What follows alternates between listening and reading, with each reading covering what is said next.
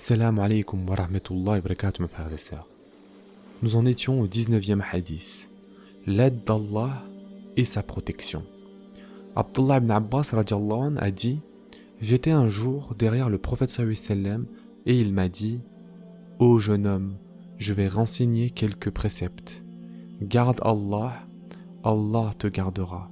Garde Allah, tu le trouveras devant toi. Quand tu as une demande à adresser, adresse-la à Allah.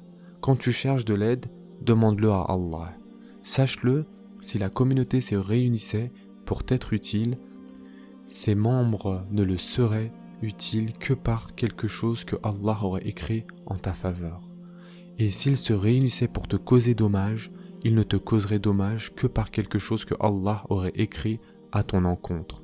Les kalames fussent-ils révélés et les feuillets secs. Hadith authentique rapporté par Tirmidhi. Commentons maintenant ce hadith. Les paroles d'Ibn Abbas radiallahu anhu, j'étais derrière le prophète sallallahu alayhi wa sallam, suppose qu'il était derrière lui en croupe sur sa monture ou il marchait simplement derrière lui. Peu importe, l'essentiel est qu'il lui a fait cette grande recommandation. Je vais t'enseigner quelques préceptes. Le prophète sallallahu alayhi wa sallam a commencé ainsi par attirer l'attention d'Ibn Abbas radiallahu anhu vers ce qui va être dit par la suite.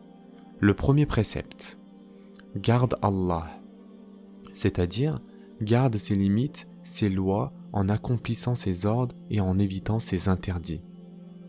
Le deuxième précepte: il te gardera, ceci dit, il te gardera dans ta religion, ta famille, tes biens et ta personne, car Allah rétribue les bel agissants en fonction de leur bel agir. Cela sous-entend que celui qui ne garde pas ses limites sacrées d'Allah et ses injections ne mérite pas d'être gardé par lui, puissant et majestueux. Le troisième précepte: quand tu as une demande à adresser, adresse-la à Allah. Quand tu as besoin de quelque chose, demande-la à Allah, et ne demande rien aux créatures. Et si tu as adressé une demande à une créature dans ce qu'elle est capable de faire, sache que ce n'est qu'une cause parmi d'autres. Le vrai causateur est en effet Allah Azza wa Jal. Appuie-toi entièrement sur lui. Le quatrième précepte: quand tu cherches de l'aide, demande-la à Allah. Quand tu veux de l'aide, ne la demande qu'à Allah. C'est lui qui tient dans sa main le royaume des cieux et de la terre. Si tu es sincère dans ta recherche de l'aide auprès de lui et tu t'en remets à lui, il t'aidera. Quand tu demandes de l'aide à une créature dans ce qu'elle est capable de faire, aie la conviction que ce n'est qu'une cause et que c'est Allah qui l'a mis à ton service. Le cinquième précepte: sache-le, si la communauté se réunissait pour t'être utile, ses membres ne te seraient utiles que par quelque chose que Allah aurait écrit en ta faveur. Donc si la communauté entière, de son début jusqu'à sa fin, se réunissait pour t'être utile, ses membres ne te seraient utiles que par quelque chose que Allah aurait écrit en ta faveur. En vérité, l'utilité des créatures dont bénéficie l'homme provient d'Allah. C'est Allah qui l'a écrite pour toi. Cela nous incite à s'appuyer sur Allah le Très-Haut et que les membres de la communauté ne nous apportent un bien que par la permission de Allah Azza wa Jal. Le sixième précepte: et s'ils se réunissaient pour te causer dommage, ils ne te causeraient dommage que par quelque chose que Allah aurait écrit à ton encontre. En effet, quand quelqu'un te fait du mal, sache que c'est Allah qui l'a écrit pour toi. Accepte donc le décret d'Allah et nulle griffe si tu essaies de repousser le mal de toi, car Allah a dit: la rétribution d'une action mauvaise l'égalera en mauvaiseté. Sourate 42, verset 40. Le septième précepte: les kalames furent-ils révélés et les feuillets secs? Ce que Allah a écrit est déjà fini. Les plumes du décret sont déjà révélées. L'encre des plumes sur les pages du décret sont déjà secs. Et il n'y aura pas de changement aux paroles d'Allah.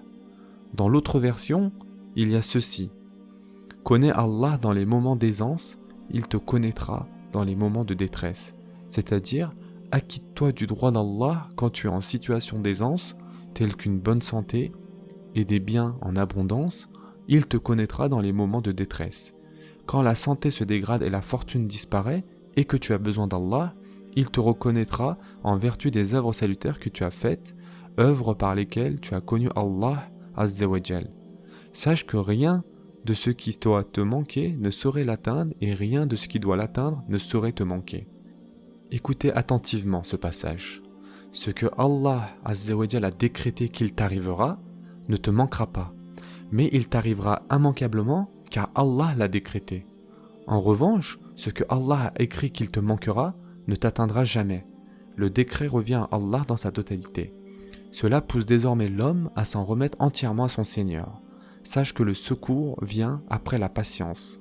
Dans cette phrase, il y a incitation à la patience, car puisque le secours est lié à la patience, l'homme fera preuve de patience pour jouir par la suite du secours.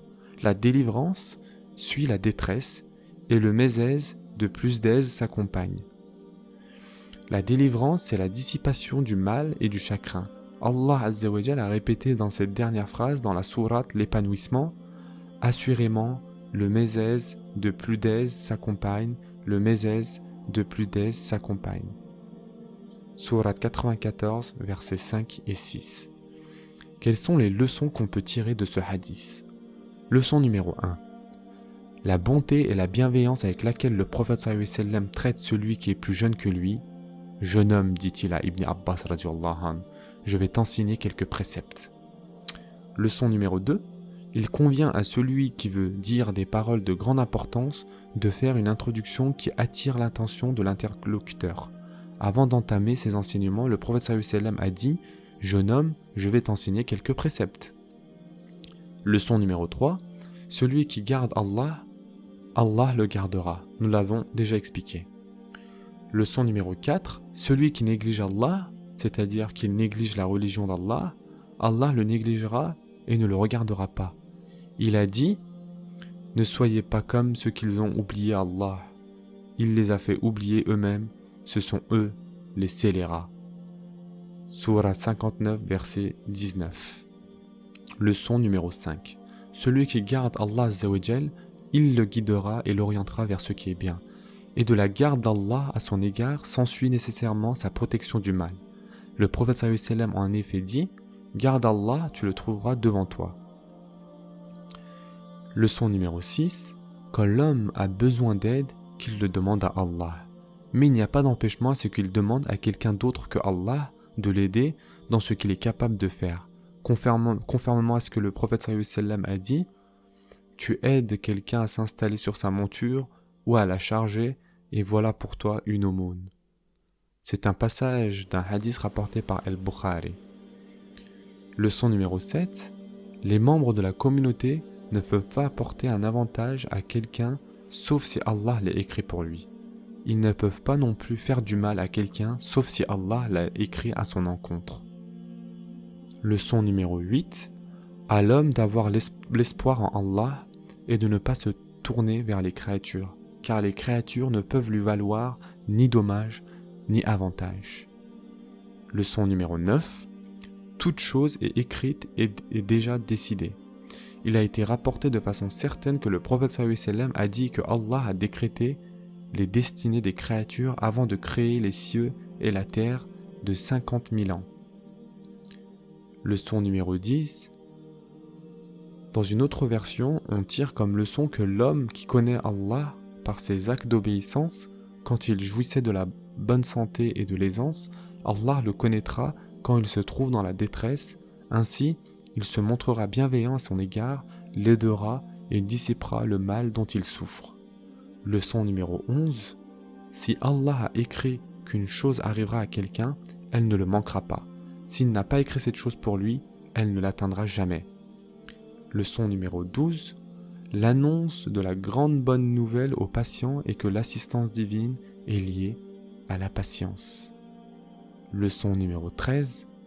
L'annonce de la deuxième grande bonne nouvelle, à savoir que la délivrance et la dissipation de l'étroitesse sont liées à l'état de détresse. Quand la détresse s'accentue chez l'homme, ceci annonce l'approche de la délivrance. Et enfin, leçon numéro 14. L'annonce de la troisième grande bonne nouvelle. Quand le mésèse touche l'homme, qu'il attende alors l'approche de l'aise. Allah le Très-Haut a dit « Assurément le mésèse de plus d'aise s'accompagne, le mésèse de plus d'aise s'accompagne. » Sourate 94, versets 5 et 6. Ainsi désormais, quand tes affaires se compliquent, réfugie-toi auprès d'Allah, en attendant qu'il te donne une issue, en étant convaincu de sa promesse. Prenez soin de vous mes frères et sœurs, et à très prochainement, Inch'Allah.